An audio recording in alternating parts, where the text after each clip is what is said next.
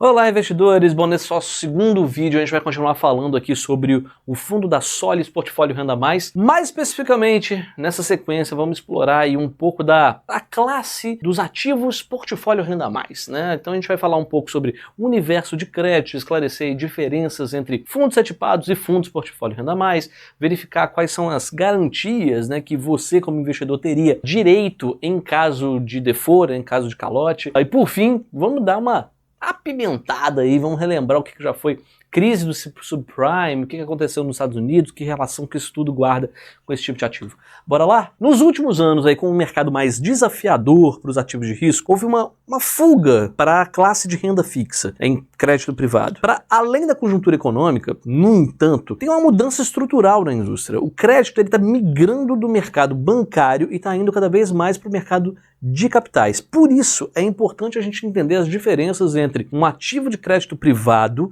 né, um portfólio renda mais, e os fundos abertos de crédito privado, né? Vamos deixar um link aqui com essa tabela tentando explicar, mostrar um pouco essa diferença. Os fundos portfólio renda mais, eles possuem um objetivo de retorno bem definido. Evita produto com aglomerado de indexadores, como acontece com os fundos abertos, por exemplo. Além disso, os fundos de portfólio renda mais, eles pagam, por definição, renda, né? A depender, é claro, da periodicidade, né, eficiência dessas distribuições, etc. Fato é que, a depender do seu objetivo, tem para todos os gostos, tem fundo para todos os gostos, tá? Se você já nos acompanha há algum tempo, você deve ter observado que recentemente a gente teve uma enxurrada de oferta aí de ativos setipados, né? E também de ativos portfólio renda mais. E para que não fique nenhuma dúvida, vamos esclarecer aí quais são as principais diferenças entre esses tipos de ativo. Enquanto os fundos setipados têm uma possibilidade de listagem iminente, ou até ser incorporado, quem sabe, por outro fundo, o portfólio renda mais, ele tem o mesmo meio e fim, com um ativo e passivo casado, né, sem preocupação de resgate. Além disso, além do portfólio renda mais possuir um mandato mais amplo, podendo inclusive ter um fundo de FDIC, como é o caso da Solis, por exemplo, os fundos setipados, eles são mais concentrados no mercado imobiliário e no mercado de infraestrutura. Outra diferença reside na possibilidade ou não de follow-on. A gente viu recentemente fundos setipados da VBI que já está aí na sua terceira série de oferta subsequente, enquanto nos fundos de portfólio renda mais não tem essa possibilidade, né, do fundo continuar. Depois de esclarecermos aí essas diferenças, é importante lembrar que FDICs não são assegurados pelo FGC, pelo Fundo Garantidor de Crédito. Isso significa que você, investidor, corre risco sim de perda do seu capital investido. Nesse sentido, a gente sempre tem que ficar ligado aí, ficar atento em quais são as garantias, né, que esse fundo possui em cada um dos seus ativos. Uma coisa é certa, toda carteira de crédito, no caso dos FDICs, tem inadimplência. E a dúvida é o seguinte, e aí, o fundo consegue absorver essa inadimplência? No caso da Solis, a gestora ela acredita que sim, né, por conta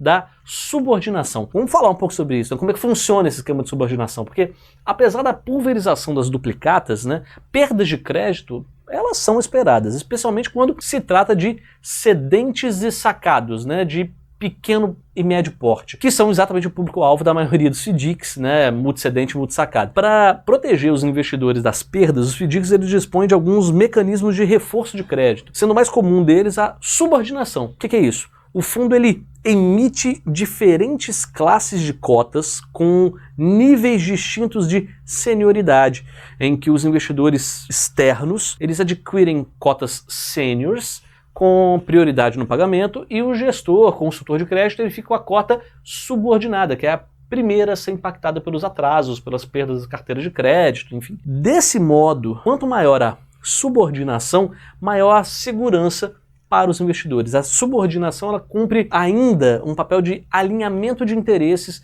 do gestor com os resultados do fundo, uma vez que quanto menor a perda, maior vai ser o seu ganho, obviamente. No caso do FDIC da Solis, a subordinação é de 25%. Agora, trazendo um pouco de pimenta aqui para esse debate. Você lembra da crise de 2008, a crise dos subprimes, né? Lá nos Estados Unidos, que eclodiu em 2008, ela foi marcada por uma concessão excessiva de crédito a tomadores de alto risco. Isso acabou resultando numa onda de inadimplência e colapsou o mercado imobiliário americano, né? Os CDOs, ou Collateralized Debt Obligations, que são instrumentos financeiros usados no mercado americano, que agrupam aí diferentes tipos de dívida, como empréstimo, hipoteca, título de crédito, em um único pacote, e aí eles vendem para fundos e para investidores. Qualquer semelhança com o FDIC, ele não é mera coincidência, né? Porque é praticamente a mesma coisa do FDIC. Enquanto no caso americano, os bancos eles concediam hipotecas a clientes com alto risco de default e revendiam os direitos às securitizadoras, os FDICs eles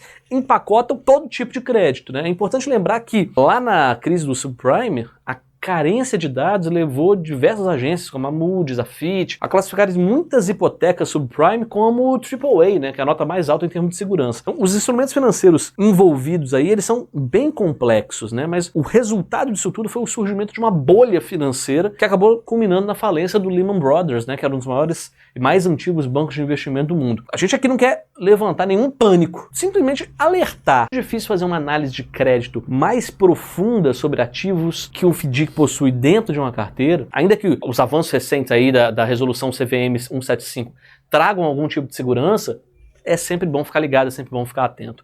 Bom, pessoal, aqui no nosso segundo vídeo a gente esclareceu algumas diferenças entre os papéis de crédito privado, fundo de portfólio renda mais e fundo aberto de crédito privado, além de alertarmos aí sobre a originação própria, né, de algumas operações e sobre as suas garantias. Mas fica ligado aí no nosso terceiro vídeo que a gente vai aprofundar um pouco mais sobre esses riscos e vamos trazer alguns comparativos. Fica com a gente. Até mais!